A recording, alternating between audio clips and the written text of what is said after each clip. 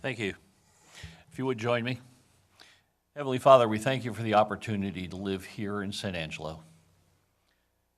We ask that you help each of us grow individually and as a community right here where you've planted us.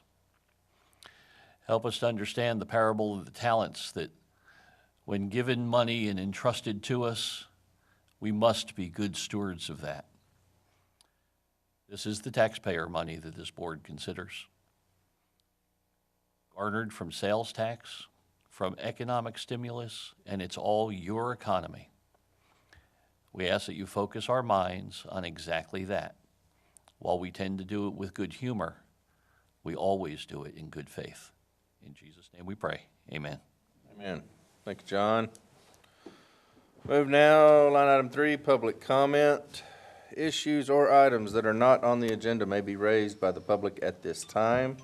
Citizens should speak from the podium, begin by stating their name, and limit remarks to less than 3 minutes. Board members may request that a discussed item be placed on a future agenda. The board takes public comment on all regular agenda items during the discussion of those items. Do we have any public comment this morning? I see none coming forward, so we will move on to number 4, proclamation recognition. We have a small recognition to give a director this morning. If Mr. Ed Carrasco would mind being in the limelight and go down front, please.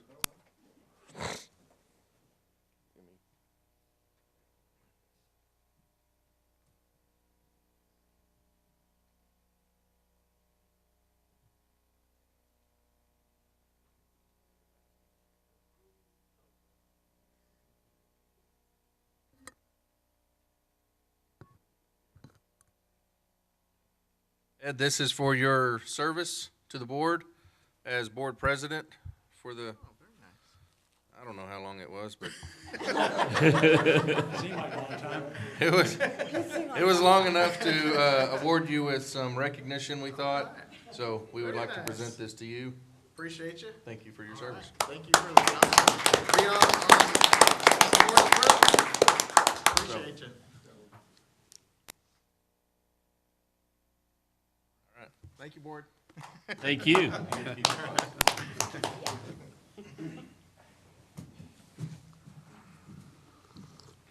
That'll buy him a free cup of coffee back here.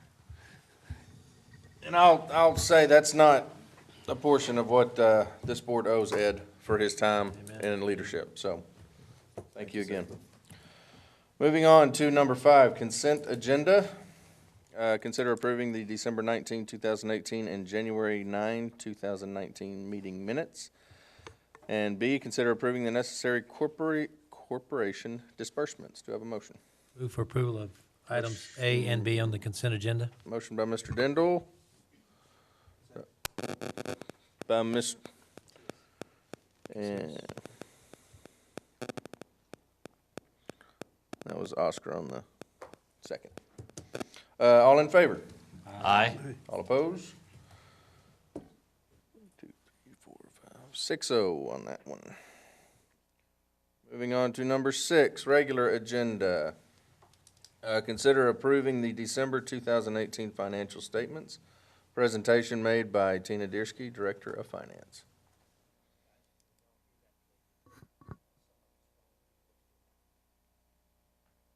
I didn't hear a click.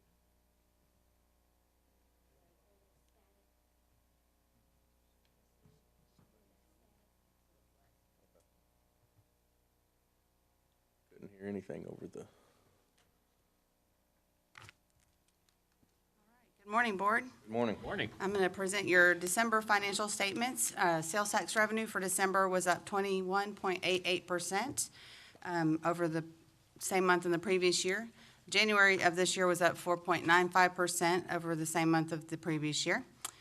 Not a lot going on with your economic development balance sheet, so I'm going to move on to the income statement for economic development. You'll see here that investments are still producing a good return. We're slightly over budget in that area. We also made payments for the partner affiliations that you previously approved for the High Ground of Texas and Texas Midwest. And moving on to your balance sheet, the only thing I wanted to mention on your balance sheet was that we do have an assignment of fund balance for debt service that's been building up over the course of this fiscal year. We expect to make a big payment for that in February, so you'll see that amount decrease next month for that. And then for your income statement for the ballot side, again, that investment income is looking good.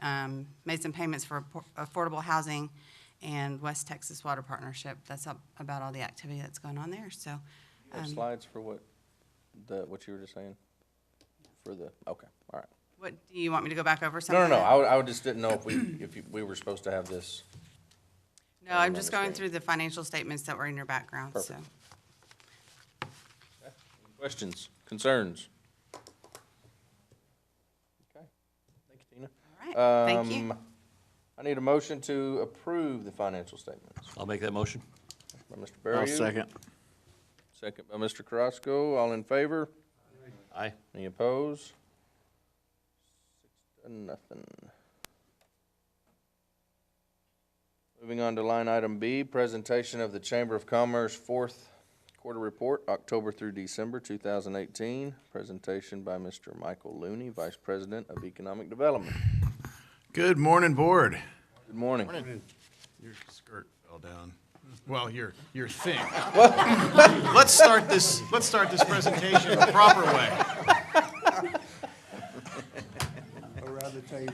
Anyway, Let's call that the whatever curtain on the comic relief table. we can provide. And it's good to be, as John said a minute ago, in good humor. And boy, do we have a lot to be thankful for in the Concho Valley. We're very, very fortunate. I'm Michael Looney. I'm the Vice President of Economic Development for the San Angelo, Texas Chamber of Commerce. And as you know, and perhaps some of the members of the public who might be tuning in don't know, we work very, very closely with COSA DC, with all of you. We are partially funded by COSA DC, and our job is to recruit companies to San Angelo, Texas. These are companies that are industrial companies. These are not really going to be your retailers. These are going to be your heavy industry companies. These are the companies that create what they call primary jobs. So your call centers, your heavy industry, and fabricators and energy service companies. Of course, we all know a lot about energy service companies. So we appreciate you letting us have the opportunity to present to you, our friends, what we've been working on the past quarter. Fourth quarter of 2018, I'm going to dive right into it. SMC Global Corporation. Now, these are our chamber successes. These are the successes of the companies that we have worked with very closely. Again, it's a team effort, so we have workforce deeply involved. We have COSA DC involved. And Downtown San Angelo, Inc., of course, all of our other partners, SMC Global Corporation. We estimated it's about a $5.1 million annual impact that has been created by this company. They're a New York-based chemicals company. To give you an idea, their biggest competitor is Dow Chemical, so they're a big outfit. Global company, they have offices in China, Switzerland, throughout the United States. They just completed last year, in 2017, they completed a very large facility next to the Corning facility in Kansas City. And they were looking in the San Angelo, Texas, well, really not in the San Angelo. They were actually looking in the Permian Basin area because they knew they wanted to penetrate that market. They have a small office in Houston. And so we got wind that they were looking in the Permian area and became friends with them. No other way to put it. We became friends with the ownership of the company and with the director of operations and worked with them and showed them what we can do in San Angelo for them.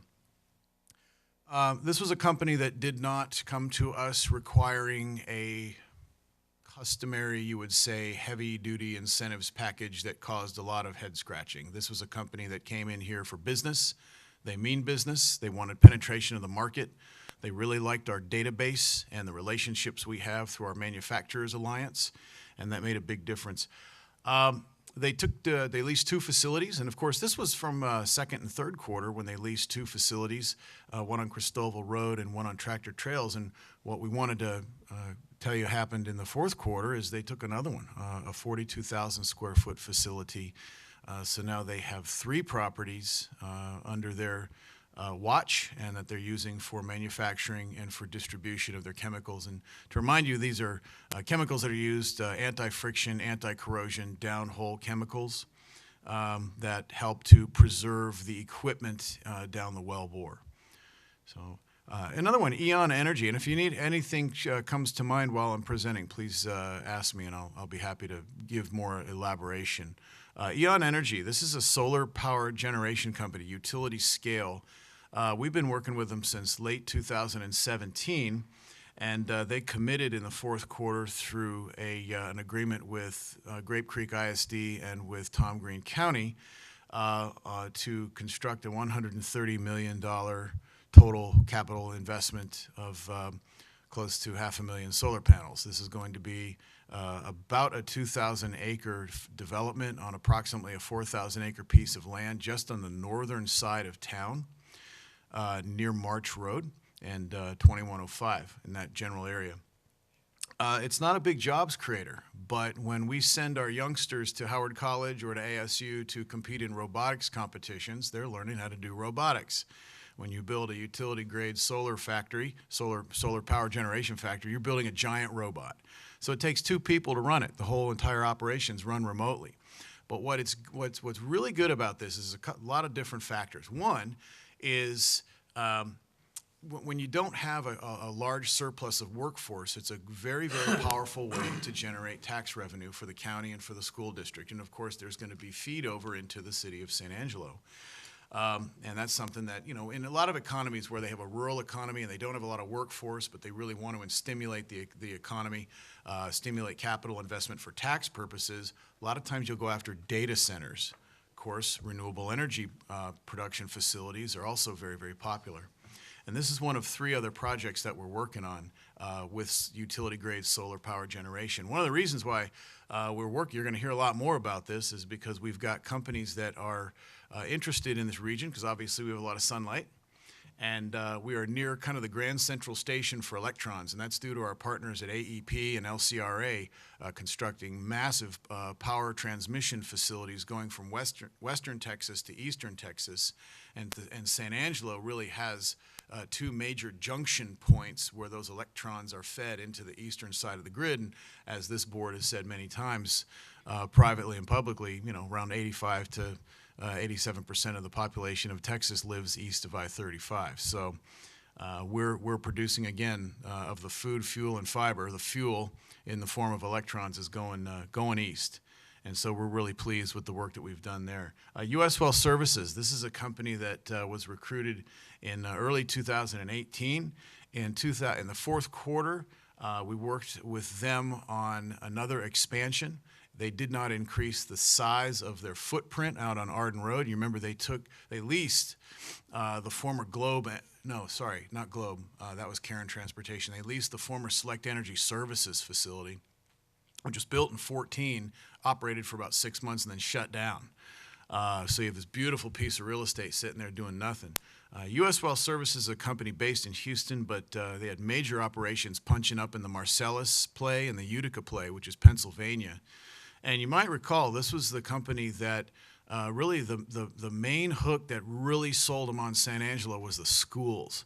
And that was the project where we had everything in place that they needed, even including workforce, for their fracking operation.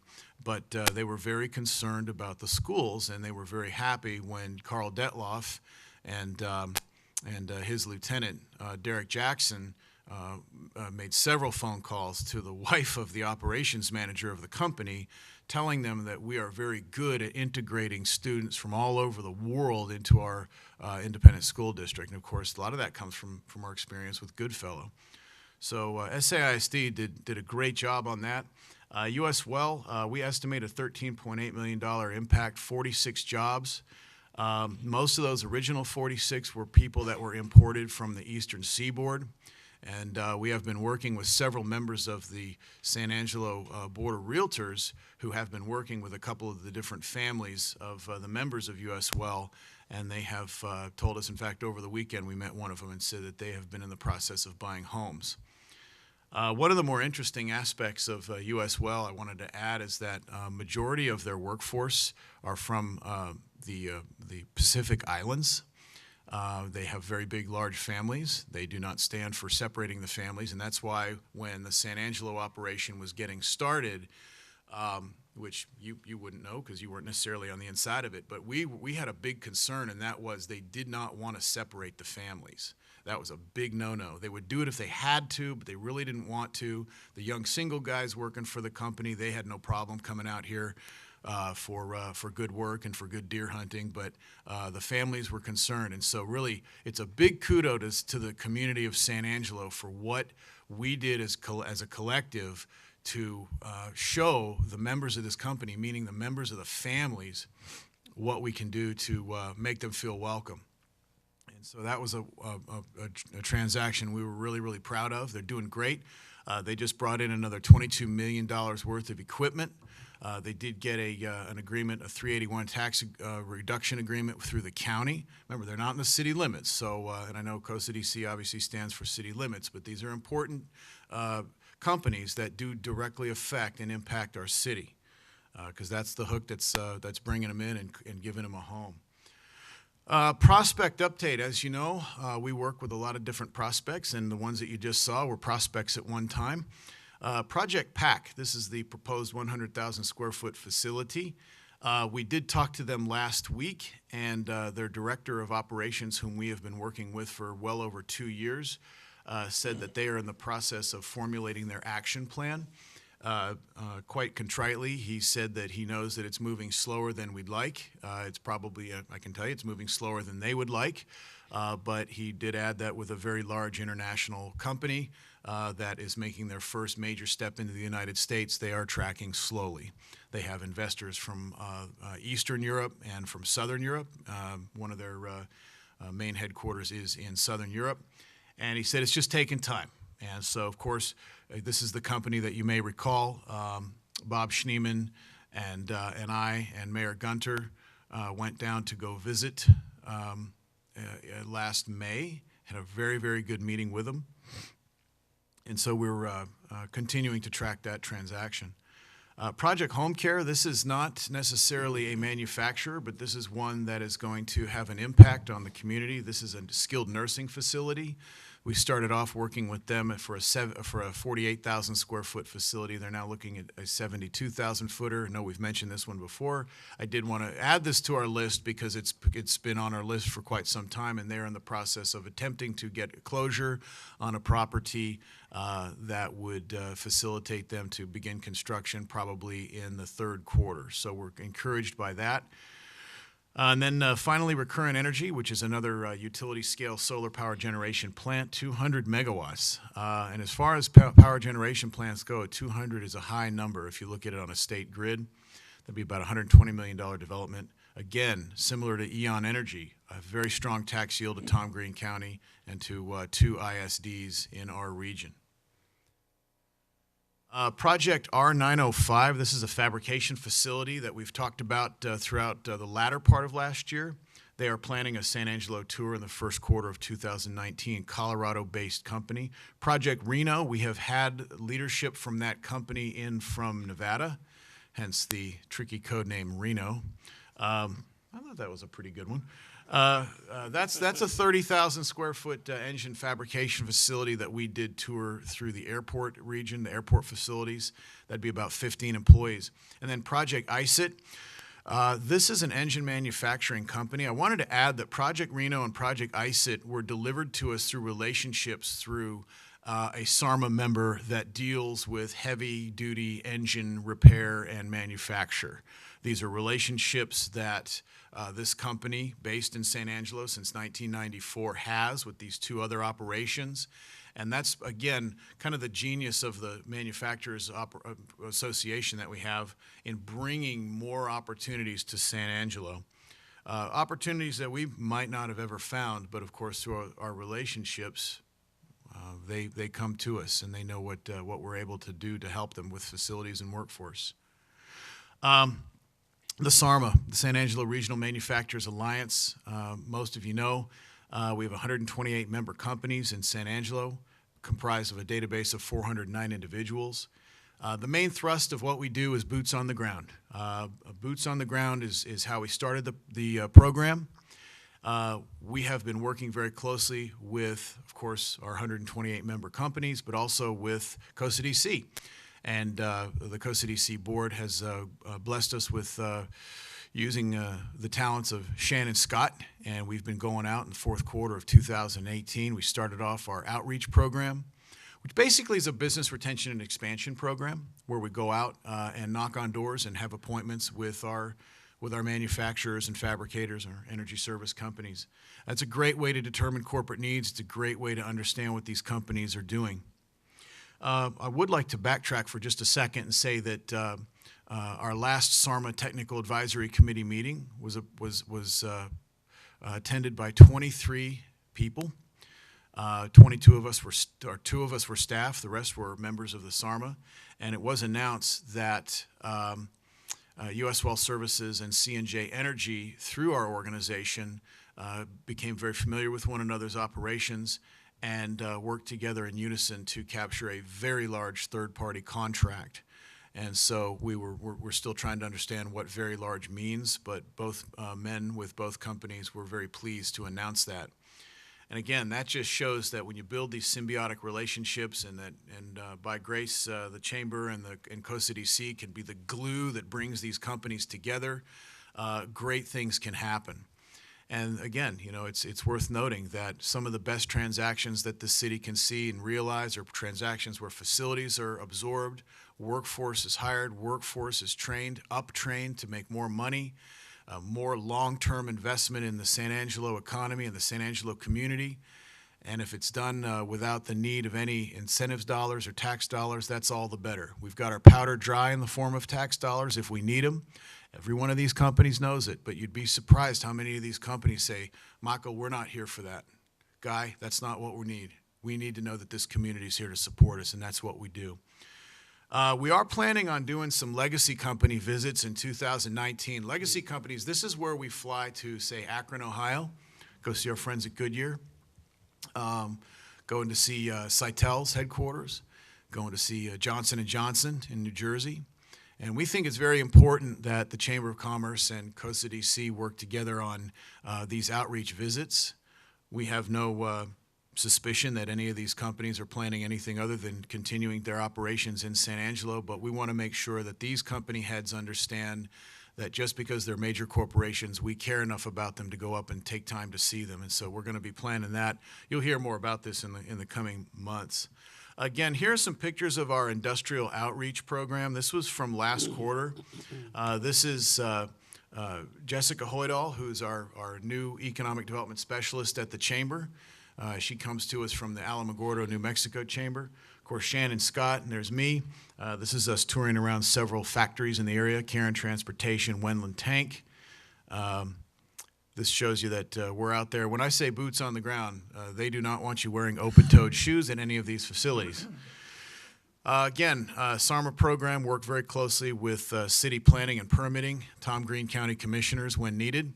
I would also like to add that through several of these transactions that we've helped assist with, the city planning department has been very, very good to work with, and we've had great experiences with them.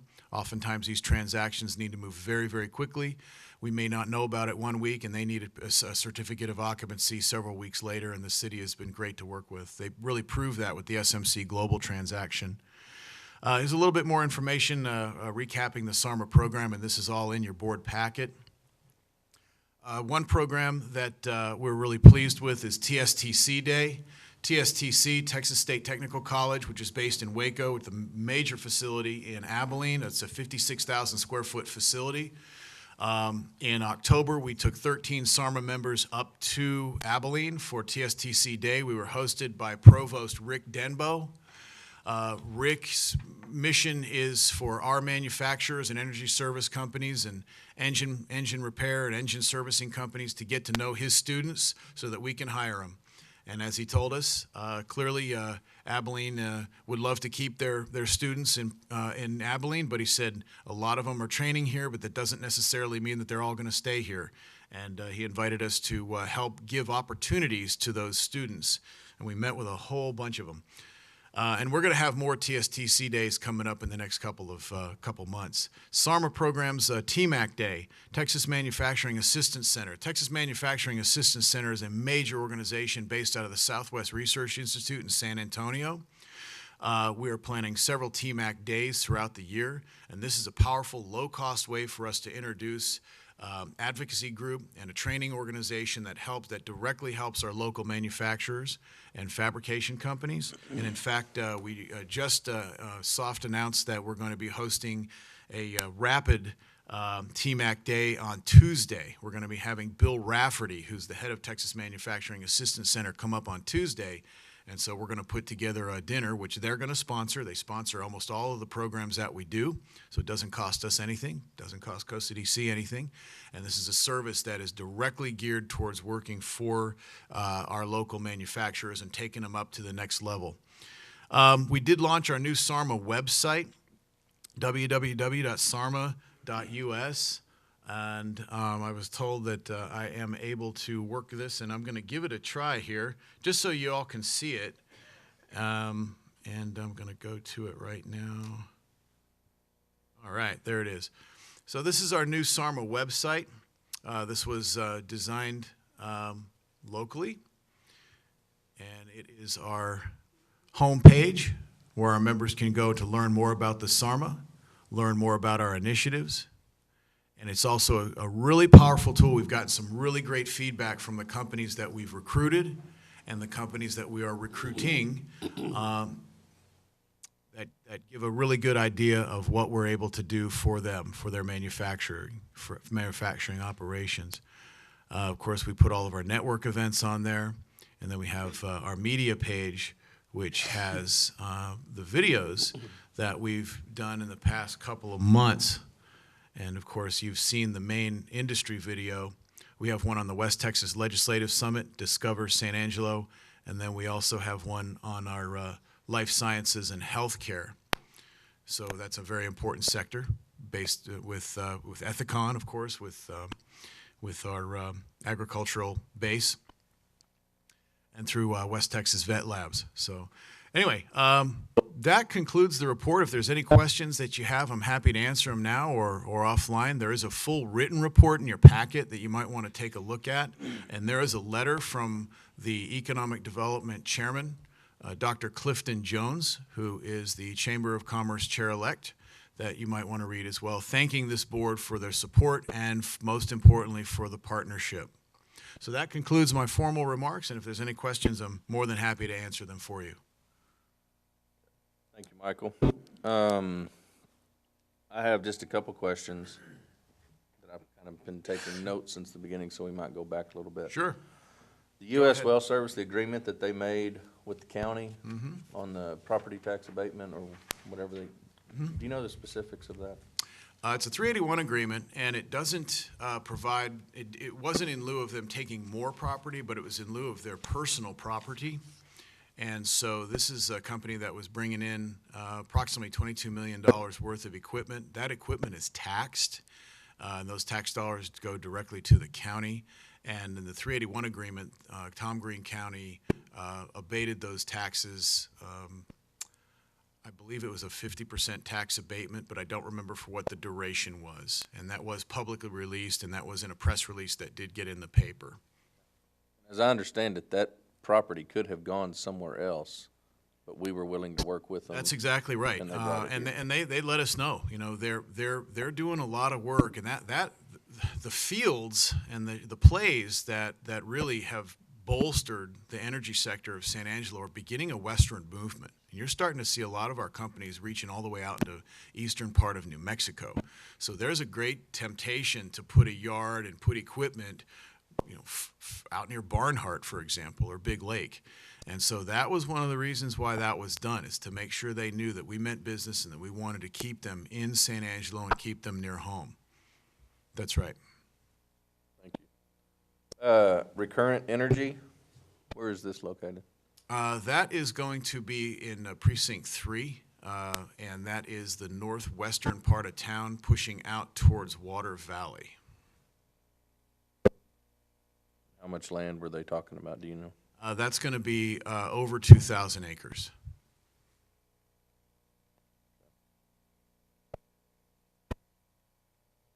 Home care?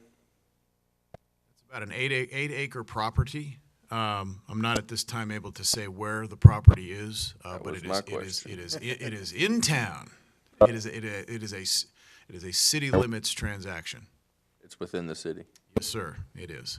That'll be construction. It is. That'll be about it'll employ about 90 people permanently. And that's why one of the aspects of the recruitment was linking leadership of that operator up with Howard College. And they met with Michelle Trubenstein, who is the head of the LVN to RN program.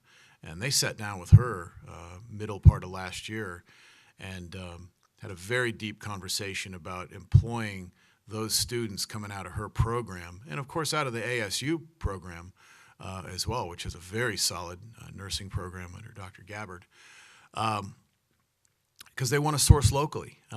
They've got 8 locations throughout the United States. The closest one here is Camp Wood, which is down near San Antonio area. And so that is progressing. But yes, sir, that is in the city limits.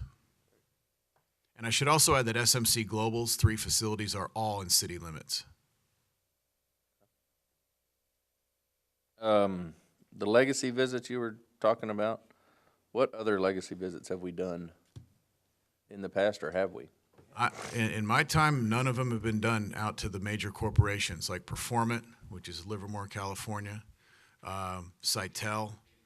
Of course, you've got Ethicon, Johnson & Johnson, which is in northern New Jersey, and then got Goodyear, which is Akron, Ohio.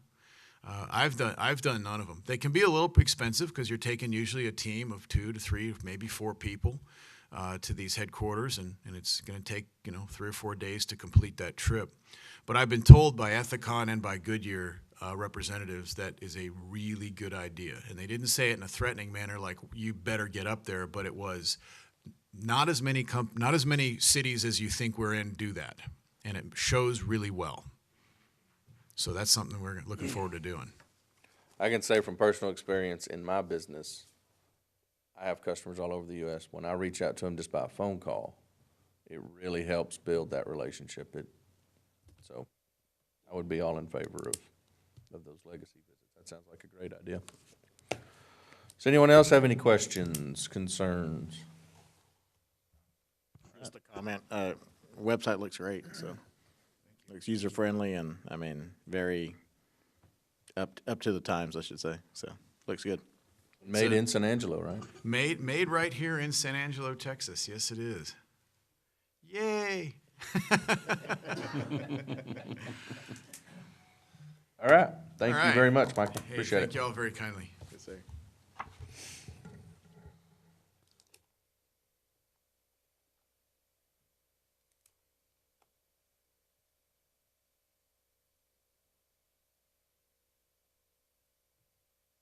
We'll go ahead and move on to line item C. Update presentation regarding the Texas A&M Transportation Institute Forum. Presentation by John Berriew, Director of Coast DC Board. I'm going to go ahead and step down to the podium. Have at it.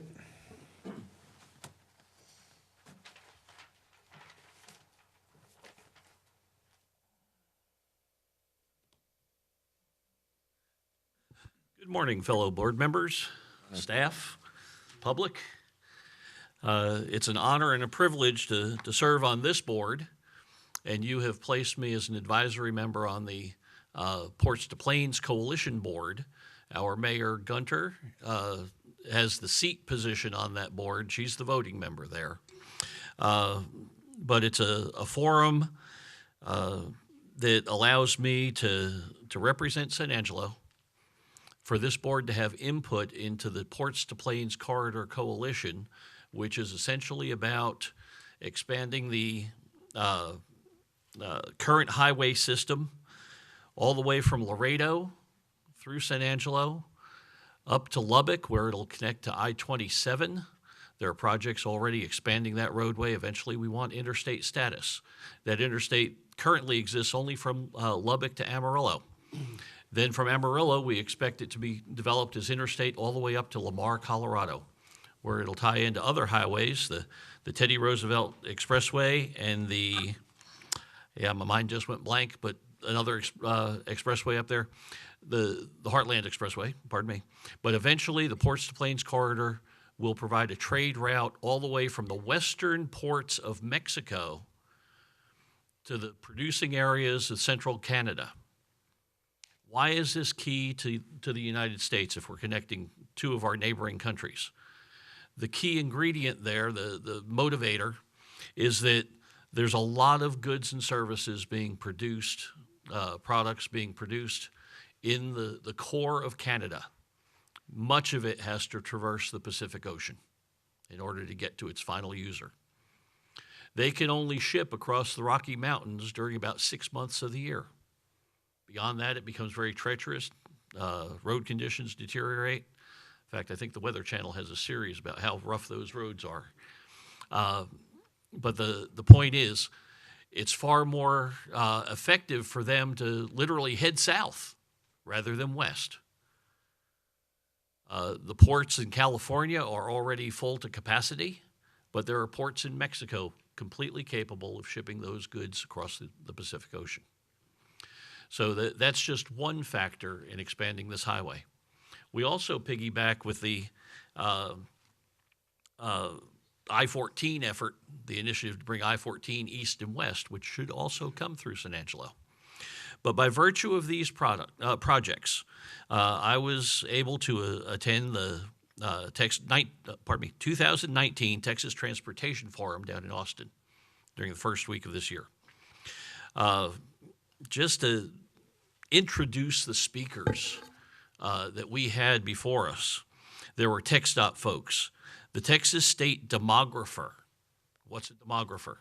He's the people counter of the state. He's the guy that talks about populations, what's causing growth, what's moving growth, what about people moving into the state, how many people are moving out of the state. Very important facts that he shared.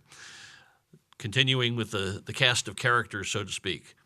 One of our former state secretaries of state, the Texas Comptroller, Texas Transportation Commissioners, including our own former Mayor Alvin New, a former infrastructure advisor to President Trump, Mr. DJ Gribbin. And I say former just as a qualifier. As President Trump was establishing his infrastructure policy, DJ was very influential in that. He officed in the White House. And as part of that, those who have watched the progress of President Trump's administration, infrastructure has kind of been put on the back burner thanks to Congress and the Senate. So DJ has stepped back into industry, private sector for the time being, fully prepared to be reactivated when that becomes a hot project again. So the fact that he's former should not be discounted in any way. The Texas A&M Transportation Institute not only helped host the event, but were well attended. The former director of the National Security, who ultimately was called on to stand up the Cybersecurity Command, General Keith Alexander, U.S. Army retired, was one of our speakers. He has ties to Goodfellow Air Force Base. Many of the cyber courses that we've actually helped incentivize there on the base are part of that command that he stood up for the first time. Government of Mexico, state of, pardon me, I'm going to mispronounce this, Tamaulipas. Anyway, transportation official was there. I apologize. My Spanish is poquito. I hope that's not right. Okay. The Texas Trucking Association, the Texas Oil and Gas Association, leaders from the emerging industries of, and this is key, autonomous self-driving vehicles, personal air vehicles, remotely driven vehicles, and what they call AI vehicles, artificial intelligence. Beyond being a simple robot, they'll actually think for themselves.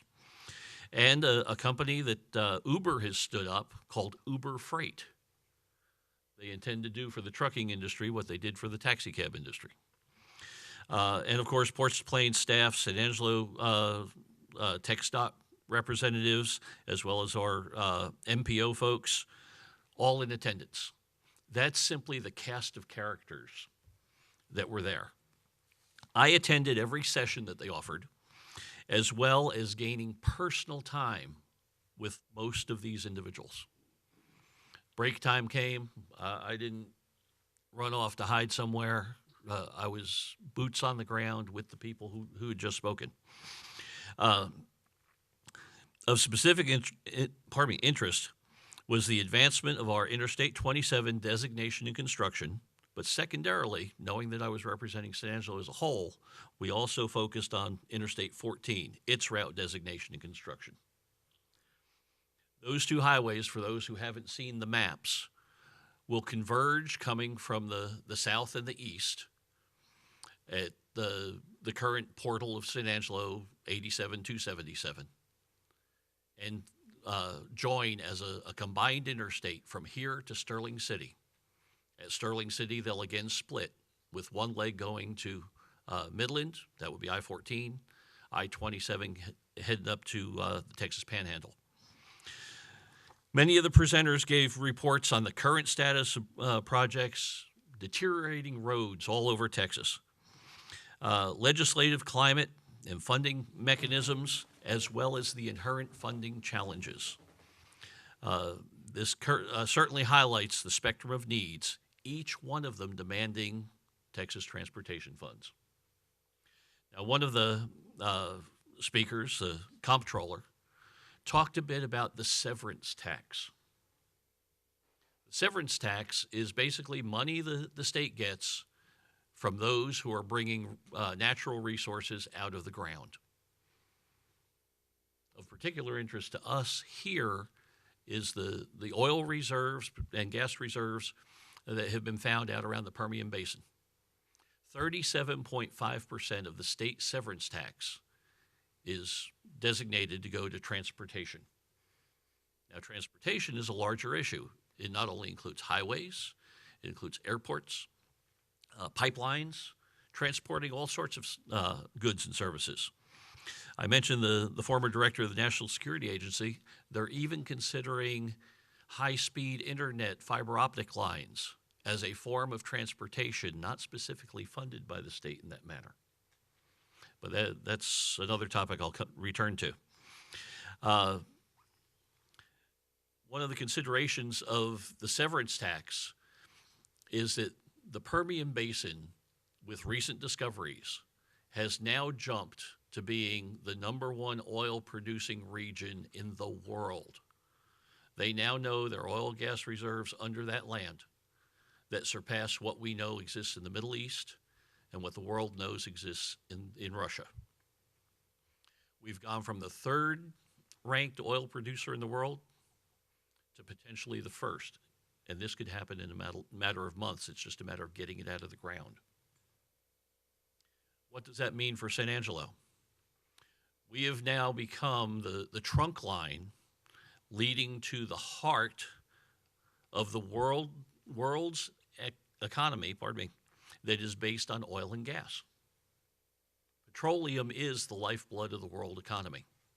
And there are those in government who are finally realizing that it's great to have that resource, but you have to have the means to transport people and goods in and out of that oil field.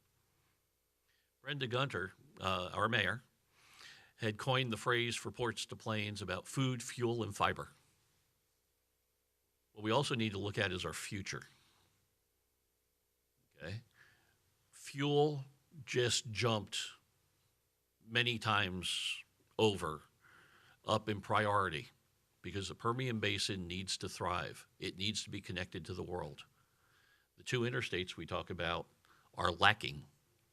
Right now we're using 2-lane, 4-lane, Super 2 highways to move traffic that interstates are supposed to be moving.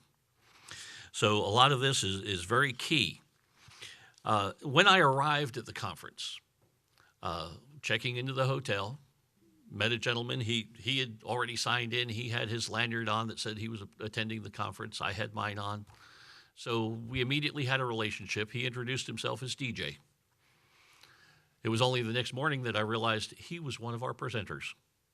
And he's the gentleman who is the advisor to President Trump. So we had an established relationship.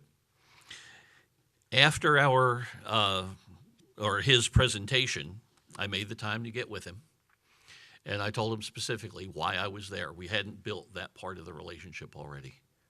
But in talking about I-14 and I-27, and my quest, I thought, was to say, I'd really love to get this in front of the president as part of infrastructure.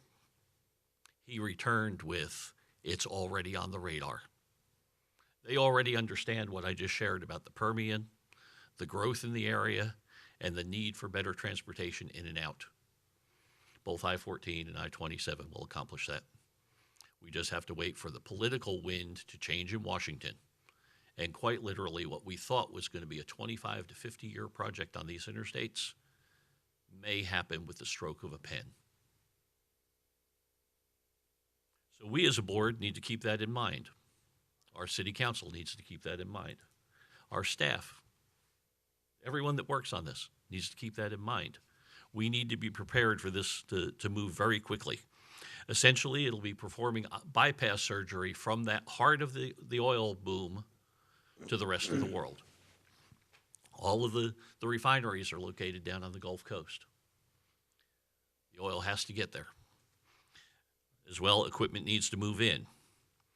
On another topic, autonomous or self-driving vehicles. It's an industry on the horizon. And it's not just over the horizon, it's already shining its light. Texas is the only state with autonomous-friendly legislation already in place. The companies that are developing this technology are locating in Texas, or at least testing their products in Texas. I've already passed to Michael Looney some contacts that some of these companies will be looking for areas to test their vehicles over the road and within communities. They're also looking at autonomous trucking. One of the concepts is that a remote driver will pilot the vehicle only for the first mile of the trip and the last mile of the trip. And they'll need something very akin to call centers. Call centers, or driver centers, will need highly reliable internet service. And this was one of the things that the General Alexander touched on. The rate of data transfer in order to accomplish this and the redundancy required ties into what we've talked about before about getting duplex internet service into San Angelo. The sooner we have that in place, the reliability factor goes up that people will trust a guy at a workstation driving a truck right next to their car. The redundancy is a huge safety factor. General Alexander, as a person, is a bit of a nerd. He loves computers, always has. Excellent person to be in the positions he's held. And he related a story that he still has a 56K modem. Do you remember those back when we all had AOL and you got mail, right? Well, he explained that our current data rates of transfer, what we can transfer now in just 5 seconds, would take 13 years on his old 56K modem that he keeps just as a toy. That's how fast technology is moving forward, and why things like high-speed fiber optic connections are very important to San Angelo. If we have it, they will come. As well, things like Uber Freight. What they want to do is eventually other interstate highways that are so congested now, with autonomous vehicles, you won't have to worry about driver downtime. The truck can literally keep moving because drivers at workstations could simply say, oh, it's time for me to go home. Next driver sits in his place, the truck's still going. Lots of benefits to that. But the trucks will then be able to travel the highways in the non-peak hours. They'll be able to select routes because of information that's shared. Where is the best route to put this truck? again, we look at I-27 as an Interstate 35 reliever route. Very important. The industry folks also shared that Texas, let's see, I've actually skipped my place here. I spoke ahead of myself. Let me turn the page. Okay. When I-69 was completed down in South Texas, the existing cities along that route, this is from the state demographer, suddenly grew by about 25%. The establishments of the interstates here in West Texas could have that possible effect on us. As well, the extraterritorial jurisdictions, the ETJs along the route, as he described it, spawned radical growth. If we look at a map of the United States or a photograph of the United States taken from a satellite at night, without being able to see the interstates, by the bright spots of populated areas, you can pretty well map what the interstate highway system looks like. When we look back at the early days of the United States, the westward movement started at the East Coast, of course. That's where the 13 colonies were. The United States grew to about the Mississippi River, and then electric light was discovered, and all this began to be illuminated that made these satellite photographs possible. We could also look at those maps and see where the I-35 corridor is, and also see that it's brighter than anything to the east. We've literally grown as a country to the I-35 corridor, stopped and utterly saturated it. Granted, there was a jump to California. There are the interstate highways that go through Albuquerque, Denver, that area. But nothing is brighter than I-35. They're currently spending billions of dollars to add just 2 lanes, one north, one south, to I-35 from Georgetown to Austin, or through Austin. That same amount of money would complete I-27 from Lubbock all the way down to Laredo, and would provide a reliever route, thereby negating the need to expand I-35 much in the future, because a lot of the traffic causing the congestion could shift to the west. The real visionaries that get a hold of that picture will stimulate economic development in West Texas beyond what we could possibly imagine. I talked about the 25% growth along I-69. It's virgin land out here. The visionaries that catch a hold of that will be remembered in history somewhat akin to those who decided to go ahead and do the Louisiana Purchase. They opened up the West. We're ready to open up the West too. Now, there are some who might not really like that we're no longer a small town somewhere down the road. But with the Permian opening up, we have to admit it's going to happen. Are we active participants, or are we just going to sit by the side? I-35 needs this relief. I-27 will do it. For an east-west corridor, I-14 will feed right into the Permian Basin. The actual catchphrase for the conference was transforming transportation in Texas, whatever it takes.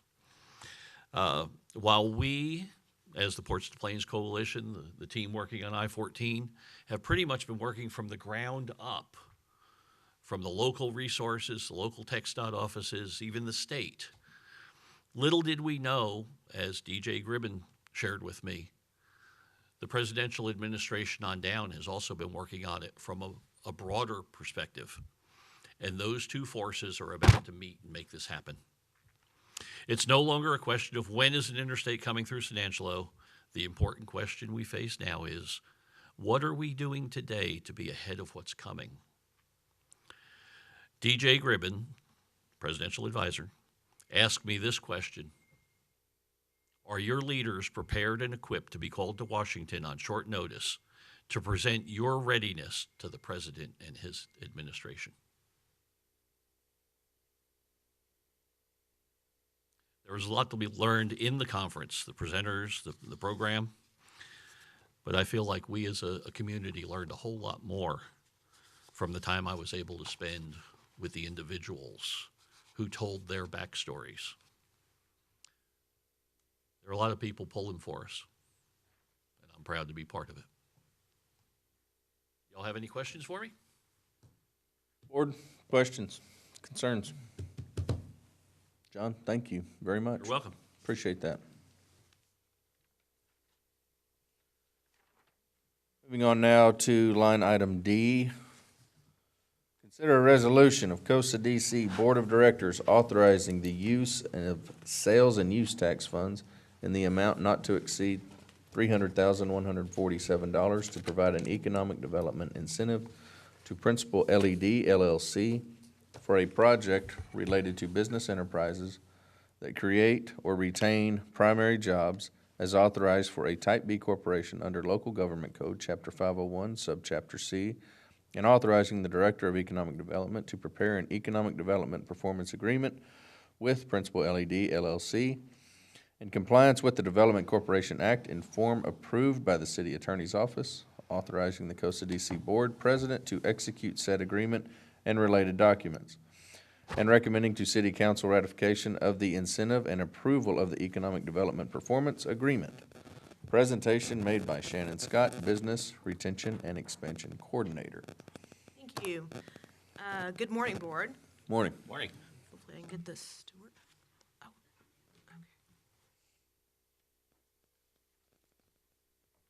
okay, so just to start off by giving a little background information on the company. So Principal LED is a manufacturer of LED lighting fixtures. Currently, they purchase their component parts from China and from Southeast Asia. This particular project will actually bring that manufacturing component here to San Angelo from overseas. They currently have 71 employees and anticipating hiring up to 64 additional employees in 3 years, with the average salary of those employees being $35,000 per job. So they are anticipating a capital investment up to $2.4 million, and that will be for the expansion of their current facility as well as equipment. Today for Principal LED is once the $2.4 million capital investment is made, we will pay them $100,000. We're offering $2,500 per FTE, up to 64 jobs, and then up to $40,147 for property tax rebates, and that's for a value not to exceed $5 million. So the total of the incentives proposed is $300,147. I know there are representatives here from Principal LED, Brian and Delilah and Francis, so if there's any additional questions for myself or them, I'm sure they would be happy to answer them, as well as myself. Questions? Just real quick, a lot of this, as we have been told, was due to the trade agreement with China, the tariff that came about. My question is, how closely are we watching those negotiations, and what kind of concerns do y'all have? Hey, Todd, thanks. Yeah, I think the trade issue was maybe a little bit of the tipping point to kind of accelerate some of this. But in terms of the manufacturing process and what we're able to do today with automation, I mean, our analysis shows once we get up to, reasonable yield rates, there will be really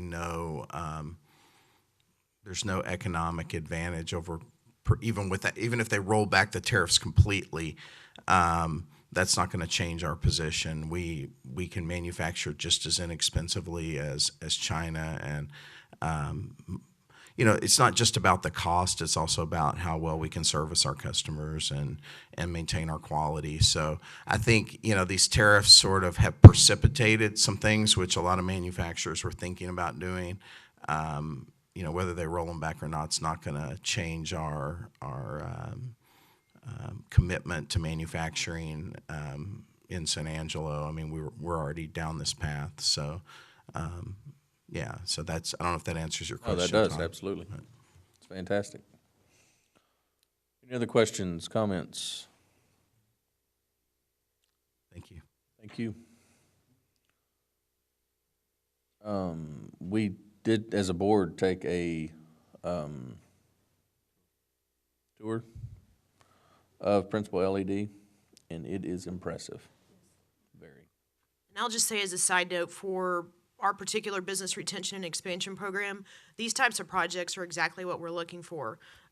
Bringing manufacturing back here to San Angelo is a prime example of what the program represents. So this is just a fantastic project that we're very excited about. Absolutely. Okay. I will entertain a motion. I'll make that motion that we approve the resolution as presented, and look forward to the city council endorsing that. And it's going to be good to see Made in the USA on more products. I'll second that motion. Second by Mr. Carrasco. All in favor?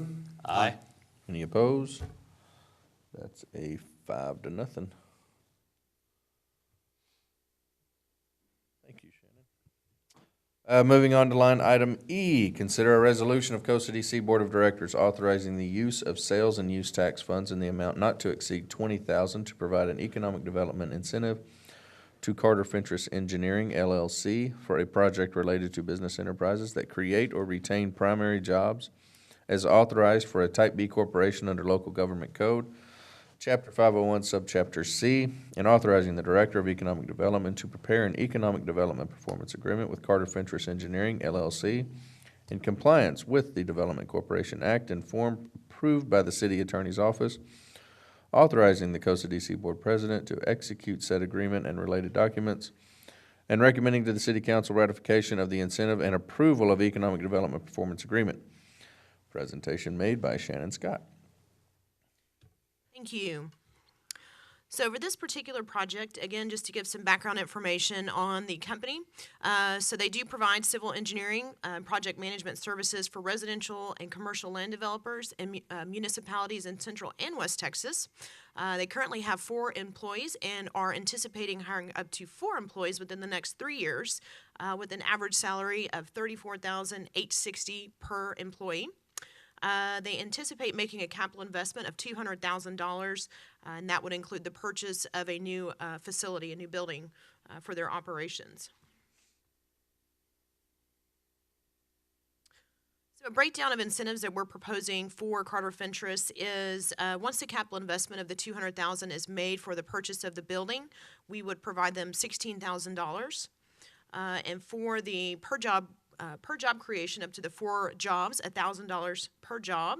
So the total of the incentives proposed would be $20,000.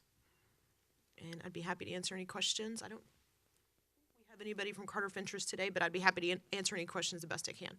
Where is that property? It's located on Tuig, so it's downtown. Any other questions, concerns, comments? I will entertain a motion. I will make that motion. By Mr. As Berryu. presented. I'll second. Puelo. All in favor? Aye. All opposed? It's another 5-0. San Angelo's winning. Moving on to line item F, consideration of approving updates to the Business Retention and Expansion Program Plan, Incentives, Policies, Guidelines, and Marketing Plan, also by Ms. Shannon Scott. Thank you. So as you know, we've had some transition within roles within the Costa DC organization. So with myself taking over the role now as the BREP coordinator, starting a new year, I figured it was time to sit down and really reevaluate our guidelines and policies and marketing plans since they haven't been updated and evaluated in about 5 years. So myself and Guy and Bob sat down and went over the current program plan, policy, guidelines, and marketing plan. So I just wanted to point out the significant changes or updates that we made. I won't go over everything, but again, there should have been a copy of the current or the updated versions of all of these items. And if you want to do a comparison with the old items, I have those as well. But again, I just wanted to point out kind of the bigger issues here that we fixed or corrected or made better, in my opinion. So in the beginning, so the program plan, the policy, and the guidelines were all three separate documents. And in looking at those documents, a lot of the information was redundant, so it included all of the same information. So to make it more of a streamlined and easier document to understand, we combined all three of those documents. So instead of having 3, 4, or 5-page documents, we now have a 1 4-page document that includes all of the pertinent information. So as we sat down and discussed kind of the more of the incentives that we're seeing, or more demand, that when we're talking to companies, there's more certain incentives that they're looking for as opposed to some of the older incentives. And one of those is the capital investment. As you've just seen with the 2 projects that I presented with Principal LED and Carter Fentress, that upfront capital investment is kind of a big, is really more in demand right now than some of the other ones. So I added that incentive into the policy that better defines it, since that seems to be something that's more, driven by the folks that we've been talking to. I updated and reworded the job creation incentive, again, just to clarify it, make it easier to understand. Again, on the older policies, there was kind of some line items for some safety incentives that we thought were really just too specific. A lot of those can be incorporated into the capital investment incentive. So when somebody's making a capital investment, they don't have to really specify exactly all of these life safety incentives per se. It can just be, understood or put into that category of the capital investment. So just a little bit more simplification for that. Originally, the tax abatement and rebate was really confusing. It had probably about 5 or 6 different ranges, and it spread over a period of 10 years, and it was just really confusing. So we decided to go ahead and simplify that as well and do it over a 4-year period. So the first year we'd start at 100% and go down 10% each year for 4 years. Again, we updated the business and the workforce training section to include some more current opportunities that the workforce or training may provide, as opposed to older ones that are outdated, say 5 years ago. And then again, on the marketing plan, we updated it to meet current demands and market trends. As Michael Looney pointed out, a lot of the marketing per se that we're doing is outreach. So we're actually going and visiting these folks, building relationships and things like that. So that was more of something we wanted to focus on and included in our marketing plan. And again, we decided to use that more as an internal document instead of something that originally it had a lot of timelines, a lot of deadlines and things like that, but we decided to take that, again, as more of an internal goal document that we could utilize for our marketing efforts. That's it. I'd be happy to answer any questions. Questions, comments? Thanks for taking time to do that, because Absolutely. it's a lot of work, yeah, and it was due probably. It was. Very good. I will entertain a motion. With that, I'll make a motion to approve the BREP program plan, policy, guidelines, and marketing plan updates. I'll second. Second by Mr. Carrasco. All in favor? Aye. Any opposed? Thank you. Thanks, Shannon. Line item G, consider a resolution authorizing the use of sales and use tax funds in the amount not to exceed $49,000 for professional marketing and consulting services relating to an assessment of industrial transportation facilities and industry needs and identification of markets essential to the promotion of new industrial development opportunities as authorized under Chapter 505 of the Texas Local Government Code for Type B Development Corporation, and authorizing board president to enter into a personal services marketing and consultant contract for such purposes with Roger Horton, DBA Shea Transportation Consulting Services. Presentation by Mr. Bob Schneeman. Good morning, and thank you. Mr. Barrio has made the introductory part of this a lot easier. This is a contract that staff feels is necessary to evaluate some of the transportation needs and try to estimate some of the future needs. With the advent, eventually anyway, of I-14 and I-27, and also the opening of the rail bridge at Presidio, we felt like we need to evaluate several things. And so this is actually partially a marketing contract and also partially a feasibility contract to look at what facility needs we might have, what opportunities we may have, what the markets particularly for outbound shipping and inbound shipping may be, whether that be by rail or truck or whatever.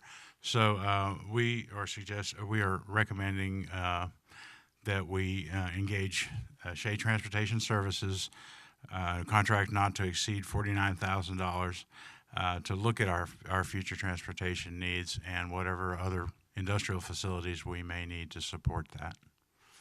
I'll answer any questions. Questions, comments?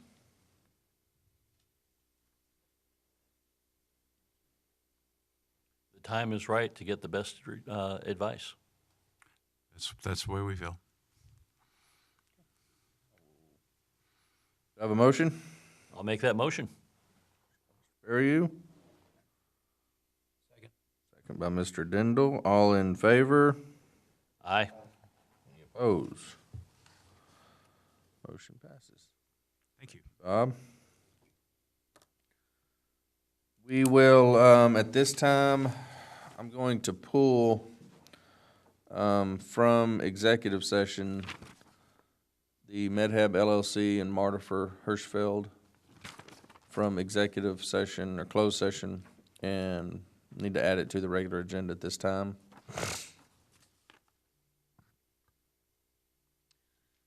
Okay, so we wanted to give the board an update on these two projects, where they currently stand as far as their contracts are concerned. As of January 1st, 2019, the MedHab contract has essentially expired. So with that said, we are taking their allocation of roughly $800,000 that we earmarked for that project and putting that back into future projects. Also with Martifer Hirschfeld, their contract expired on May 3rd of 19. So part of their contract was having to build the rail spur. So they had 2 years to build that from, I believe it was 2016. So as of May 3rd of 2018, that made them ineligible for any more incentives because that rail spur was not built. They do still have to submit retention numbers in order to stay in compliance with that portion. Even though we're not paying them anything for that, they still have to submit those reports to us that they're in compliance as far as retention numbers are concerned. So with that said, that puts about $1.4 million, again, back into future projects. So for both projects, a total of about $2.1 million that we had earmarked that we now can use for future projects. So we just wanted to give y'all an update on where those two contracts stood. Fantastic. Explain the Martifer, they still have to give us the retention report? Yes, so, and Bob, I may have to defer to you on this, but they still have to, after 3 years, continue to submit to us retention numbers that they have retained a certain amount of jobs. I think it's 47? So even though they're not necessarily creating, in order to stay in compliance, they have to meet those retention numbers, or they would have to pay us back for the ones that they've lost, essentially. Is that about the gist of it? And I believe that retention requirement is through about 2023. That was part of the settlement agreement that we had from the original contract. So they will need to maintain those 47 jobs.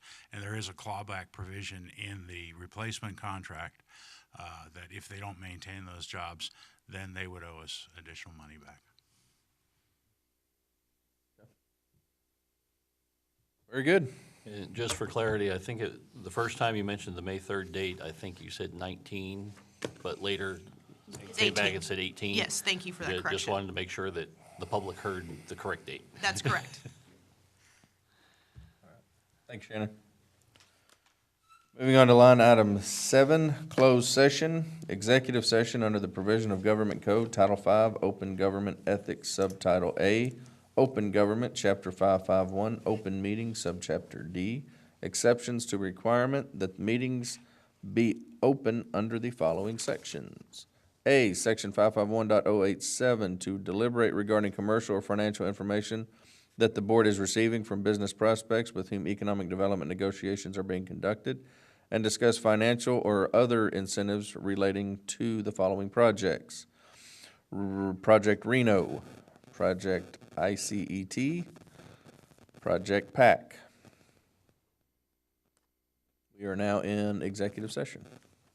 We are now out of closed session. Move on to line item 8, follow-up and administrative issues, announcements, and consideration of future agenda items.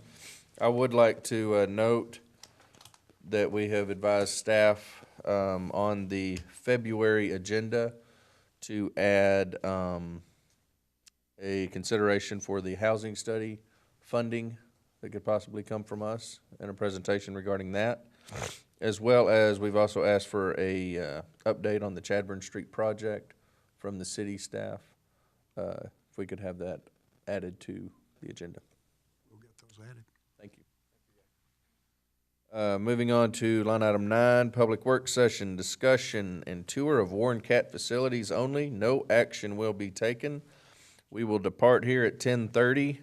Tour of Warren Cat, 3370 Loop 306 North, San Angelo, Texas. And we will return back here when we're done. Fair enough. Let's go.